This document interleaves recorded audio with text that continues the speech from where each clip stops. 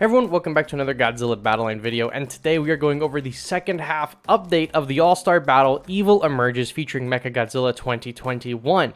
Awesome. I got two really quick blog posts to read to you. I promise you one of them is literally, I just want to talk about one image, and then there's a Twitter post that I want to talk about.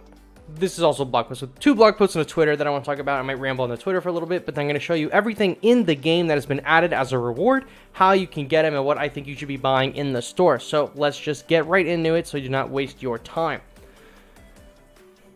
Event waves 52 through 90 have been added. So normally everything is 3 waves at a time, and now you can get 4 and 5 waves the higher up you go. A lot of, returning players know this, a lot of newer players might not. So if you're a new player and you reach checkpoint 70, it is going to be 70, 71, 72, 73. Instead of it going from 70, 71, 72, now there's 3, it makes it 4 waves. Historically also, checkpoint 86 is 5 waves. It's 86, 87, 88, 89, 90, and it is really difficult to beat all of those. You only get the 1 life or the 3 lives or whatever it is. So the higher up you go, the harder it gets. Simple as that. Not rocket science. All right, new event missions have been added. We'll talk about those in greater detail in a little bit, but it says Godzilla 2021, kill 10 enemies with him. Shouldn't be too difficult. And there are 9,480 event points for the second half that you can get. Or maybe it brings the total up to... I've never really figured out what this means, but there are 9,480 points you can get for completing all the missions. Well, it says complete all the missions that in the second half gets you this, but I'm not really certain if that is... They're measuring all of the points total and then giving us this answer, or if this is exclusively what's available during the second half. I'm not entirely certain, but what I do know is most of these challenges come from completing the checkpoints. So completing checkpoint 86 to goes from like 86 through 90 is going to get you 1,000. Completing checkpoint 82 that goes from 82 to 85 is going to get you like 800 or something like that, and so on. So we'll talk about those in a little bit, but most of the points that you get are from completing the waves. Next are some cool PNGs if you want to rip them. I already took this one, and I took this one. I don't really need this Kong one, but I might just steal it just for the love of the game. Next, in this blog post, nothing important in here, but I wanted to talk about this Twilight diorama pack. I already bought it, so you're not going to see it in my store when we scroll through the store section, but I wanted to let you guys know that it is returning. So if you didn't get it and you've been waiting for it and you haven't been on the game in a little bit, now's your chance to log on and get it. Next is this tweet right here, talking about studio mode. Now, if you don't translate the tweet, it's pretty inconspicuous, especially if you don't speak Japanese. If you translate it, it says the latest information on new features will be announced on the day. Look forward to it. The big dual mode implemented last year, the Godzilla series of monsters, of course, and the Shin Japanese Hero universe, you can also set to play and use from the collaboration. This is referring to the live stream that they have set for the end of this week. Right? It goes live in 4 days at 4 a.m. or 5 a.m. for me. I will be live streaming it. That's this Sunday. Back to the tweet. It says the latest information on new features will be announced. Historically, every year we've gotten one new game mode. In the first year of Battleline, we got All-Star Battle. In the second year of Battleline, we got Studio Mode. It seems par for the course that in 2023 we will get a new game mode. Whether that is what this is talking about specifically, I'm not 100% certain. Sometimes Toho's referred to new features as new animations. They've referred to it as new characters, new studio mode pieces and stuff, like the diorama pieces. So this could mean anything. If you want to be hopeful, I think that we'll get news of a new game mode. Whether or not it's implemented in the next update or not, I don't know. Could be. All-Star Battle, I'm pretty sure was implemented, the update after it was announced. And Studio Mode, I think Studio Mode we had to wait. I think we waited 2 months for Studio Mode, if I remember correctly, because that's when they also announced Ultraman, and then Studio Mode dropped with Ultraman, but before Ultraman was Shin Godzilla, so I think in the Shin Godzilla announcement stream, they went through it. I don't remember. Either way, we are due for a new game mode at some point this year. Whether or not you want to choose to believe that this is a sign that we will be getting a new game mode reveal on Sunday, up to you. I'm going to be hopeful and say yes, although I want everyone to keep in mind that that's not necessarily true 100% of the time. So let's take a look at the stuff in game instead of on Twitter. Let me get you a nice little background going here of the, of the stream with the countdown to when it is happening. So let's take a look real quick at the special missions. I already claimed my login for today. It was like, what did I get? Like 80 points or like 100 points or something for logging in for 8 days? Whatever. Cool. The bonus mission is live today to win 3 ranked matches during this period for 400 event points. I recommend that everyone hop on that immediately because that's a huge boost. Log in 9 days, you're going to get one of these maps. Log in for, 10 days, you're going to get the Hong Kong map. Maybe you get something out of it, maybe not. 11 days, 10 days, 13 days, whatever. 14 days, you log in, you're going to get a mysterious expedition. Go all the way down here. Win 90 All-Star battles, you're going to get 200. Have I not won 90? I feel like I've definitely won 90. Oh well, I'll do it tonight. 150 All-Star battle, 115 All-Star battles you win, you're going to get 300 points. Win 135, you're going to get 350 points. That's a lot right there. Between winning these All-Star battles, that's what, nearly 1,000? So 350 plus 300, so what is that, 650, and then plus 200, so that's 850. That's a lot. That's a lot of points right there just in itself.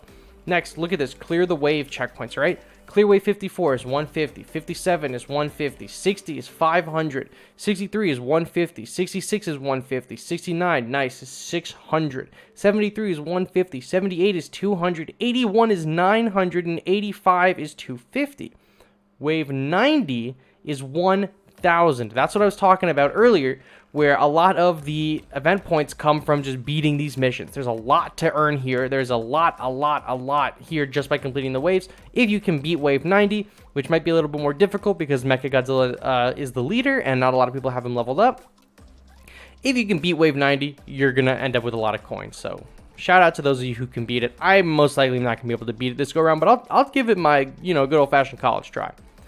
Next, I feel like I've beaten enemies with Mothra Leo or Mothra Imago, but maybe I just didn't do it. Whatever.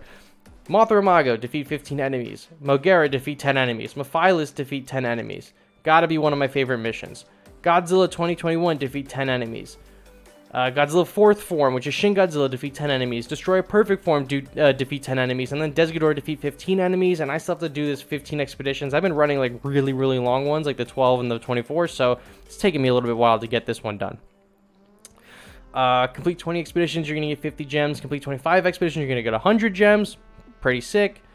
And then the rest is just like defeat enemies. So if you just go and you farm enemies, you'll not really have a problem with this, but you're not gaining as much from farming enemies as you are from beating the waves. If you cannot actually progress a wave past a certain point, then I recommend go back and farming, and I'll have a video tomorrow on what the best farming wave for the second half is. And if you can't do that, I have a video already for what the best farming in the first half is, so you can always go back and do that one. But there is a lot of points to be had if you can farm a ridiculous amount of enemies, but it is way more, it is not more easier, because it's not even how you say it, but it's more, I guess, reliable to beat the checkpoints, because you're going to get a ton of points right out the gate from that.